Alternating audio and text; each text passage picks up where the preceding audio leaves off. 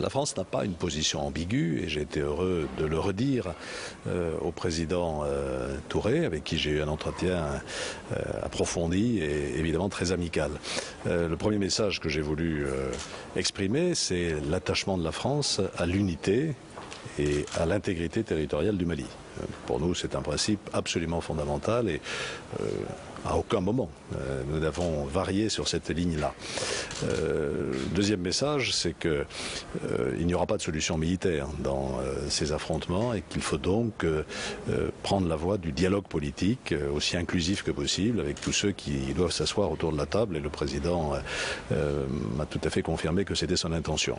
Je crois que c'est d'abord la responsabilité des autorités maliennes de le faire, mais des médiations peuvent être utiles. Nous en avons parlé avec nos amis algériens, nous en avons parlé aussi avec le président Compaoré hier, avec la CEDEAO, l'Union africaine, donc nous sommes disponibles nous aussi pour aider.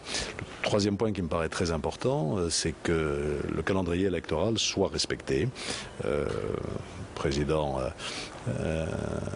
Toumani Touré a joué un très grand rôle dans la transition démocratique ici dans ce pays, et je pense qu'il est très attaché au respect du calendrier constitutionnel. Ces élections doivent avoir lieu à la date prévue et sur l'ensemble du pays, y compris au nord. Donc je crois que là aussi nous avons une convergence de vues absolue. J'ai bien conscience que la situation est difficile, mais la France plus que jamais est aux côtés du Mali pour l'accompagner et trouver une solution.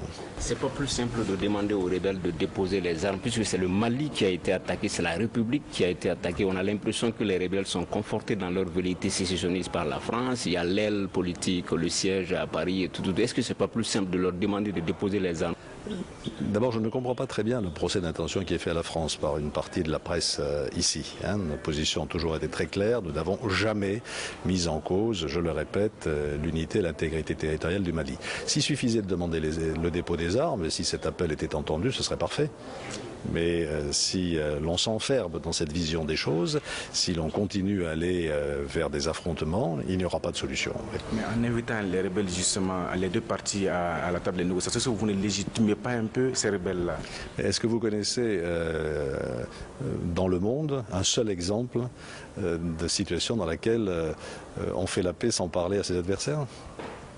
Il faut évidemment parler de négociations. Nous, ce qui nous paraît absolument à écarter, c'est la négociation avec... Vous le savez, depuis très longtemps, dénoncer le danger d'AQMI qui s'est renforcé au cours des derniers mois. J'ai exprimé aussi les condoléances de la France au président après les événements épouvantables d'Aguelok.